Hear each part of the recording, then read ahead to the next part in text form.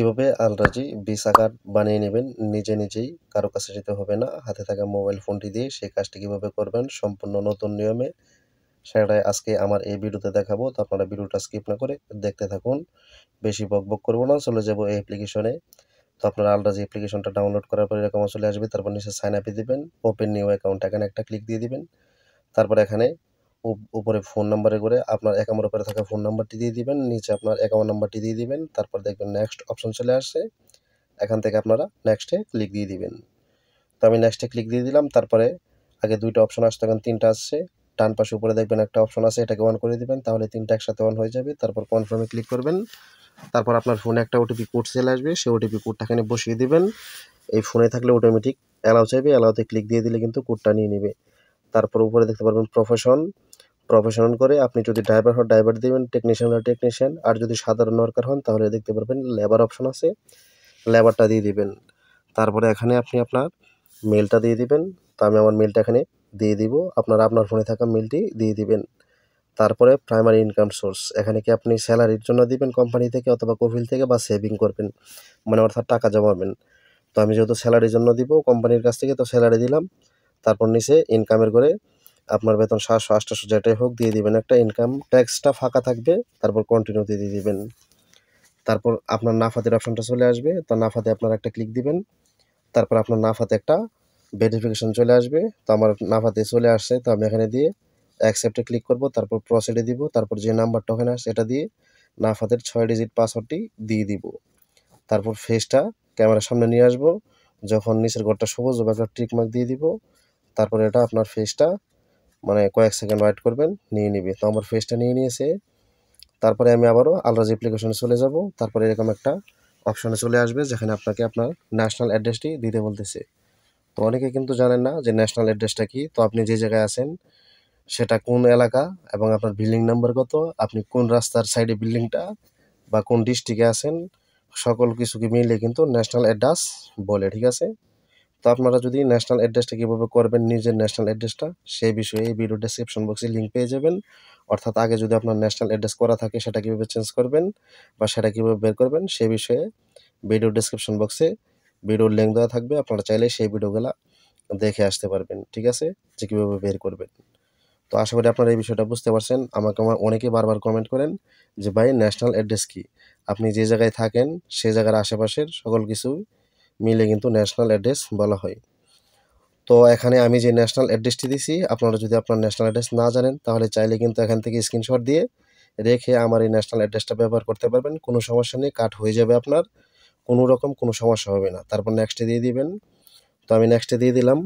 তারপরে আমার নামটা চলে আসছে, নিচে বাবার নাম এবং এর নিচে দাদার নাম, এরপরে হচ্ছে গিয়ে ফ্যামিলি নেম, অর্থাৎ মিয়া, আলী, খান যেটাই হোক সেটা এখানে সবার নিচে দিয়ে দিবেন।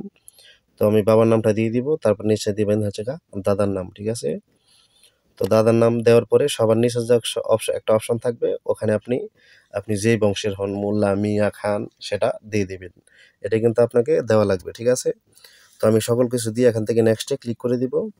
নেক্সটে ক্লিক করার পরে আপনাদের সামনে আবারও একই অপশনটা চলে আসবে। এখানে কিন্তু আপনাকে আরবিতে দিতে হবে। আপনার নামটা এবং আপনার ফ্যামিলির যে টাইটেলটা আছে সেটা দেওয়া থাকবে। আপনার বাবার নাম এবং দাদার নামটা কিন্তু এখানে আরবিতে দিতে হবে। ইংলিশে দিলে নেবে না, ঠিক আছে? তো সেক্ষেত্রে আপনারা চলে যাবেন হচ্ছে গিয়ে গুগল ট্রান্সলেটে গিয়ে আপনারা এখান থেকে ট্রান্সলেট করবে। ইংলিশের জায়গায় ইংলিশ লিখবেন, ট্রান্সলেটে আরবি করে এখান থেকে কপি করে আপনি ওই জায়গায় নিয়ে পেস্ট করে দিবেন, তাহলে কিন্তু হয়ে যাবে। তো আমি এখানে বাবার নাম এবং দাদার নাম কপি করে পেস্ট করে বসিয়ে দিচ্ছি, ঠিক আছে? তারপর এখান থেকে নেক্সটে ক্লিক করে দিবেন। আশা করি বিষয়টা বুঝতে পারছেন। আপনার পাসপোর্টে সিঙ্গেল থাকলে সিঙ্গেল, মেরিট থাকলে মেরিট দিয়ে নেক্সটে ক্লিক করে দিবেন। অর্থাৎ আপনার পাসপোর্টে যেটা থাকবে সেটা দিয়ে নেক্সটে দিয়ে দিবেন। তারপর হচ্ছে কান্ট্রি, আপনি কোন দেশের, ইন্ডিয়া নাকি বাংলাদেশ? ইন্ডিয়া হলে ইন্ডিয়া দিবেন, বাংলাদেশ হলে বাংলাদেশ দিবেন। তারপরে হচ্ছে গিয়ে সিটির ঘরে দিবেন, সিটির ঘরে আপনি যে বিভাগের সেই বিভাগটা দিয়ে দেবেন। এখানে আপনার উপজেলার নাম দিতে হবে না, ঠিক আছে? তো আমি ঢাকা বিভাগে ঢাকা দিয়ে নেক্সটে ক্লিক করে দিব। তারপরে নতুন একটা ইন্টারফেস চলে আসবে, এখানে নো সিলেক্ট করা থাকবে, নেক্সটে দিয়ে দিবেন, নোটা রেখে দিবেন। তারপর ইরো চিহ্ন চালু আসলে ওকেতে দিয়ে দিবেন, এখান থেকে ব্রেকে যাবেন না, আবারও নেক্সটে দিয়ে দিবেন। এরর আসলে যদি ব্রেকে চলে যান তাহলে কিন্তু হবে না। তো এখানে ইউজার নেমটা অটোমেটিক সিলেক্ট করা থাকবে, নিচে আপনারা পাসওয়ার্ডটা দিয়ে দেবেন, এরপর হচ্ছে রিপিট পাসওয়ার্ড, মানে 2টা পাসওয়ার্ড দিয়ে দিবেন। কনফার্ম অপশনটা না আসলে স্ক্রিনে একটা টাচ দিবেন, কনফার্ম আসবে, কনফার্মে দিয়ে দিবেন। তারপর কার্ডের 2 বার পিন নাম্বার দিতে হবে আপনাদেরকে। তো আমি 1, 2, 3, 4 দিয়ে দিচ্ছি। কার্ডটা বের করার পরে আমি এখান থেকে পিন নাম্বার চেঞ্জ করে নিব। তারপর কনফার্মে ক্লিক করব। আবার কনফার্মে দিয়ে দিবেন। দিয়ে দেওয়ার পরে আপনার সামনে এরকম একটা ইন্টারফেস চলে আসবে। আপনারা প্রসিডে ক্লিক করবেন। তারপর দেখতে পাচ্ছেন আমার অ্যাকাউন্টটা কিন্তু সাকসেসফুলি খোলা হয়ে গেছে। তো অনেকের ক্ষেত্রে এখানে আসার পরে অফিস থেকে ফোন আসে, অনেকের আসে না। তো এখানে একটা স্ক্রিনশট রেখে দিবেন। তারপর আবার একটা প্রসিডে দিয়ে দিবেন। ঠিক আছে? তো অনেক সময় কিন্তু অনেকের কাছে ফোন আসে, অনেকের কিন্তু আসে না। আপনার ফোনটা আসলে ফোনটা রিসিভ করবেন। আমার ফোনে ফোনটা চলে আসছে। তো তারা ১ম এ যে সংখ্যাটা বলবে এখানে কিন্তু বর্তমানে আগে ইংলিশ বলত, এখন কিন্তু আরবি বলে। তো সেজন্য আরকি কিন্তু বুঝতে পারে না। তো ওয়াহেদ ইথনিন তো বুঝেন। তো ১ম সংখ্যাটা যেটা বলবে অর্থাৎ আপনার কার্ডটা তারা কি অ্যাক্টিভ করতে আপনি কি অ্যাক্টিভ করতে চাচ্ছেন বা আপনি কিনা ওনার বা আপনি খুলছেন কিনা অন্য কেউ খুলছে কিনা সেটা তারা যাচাই বাছাই করবে।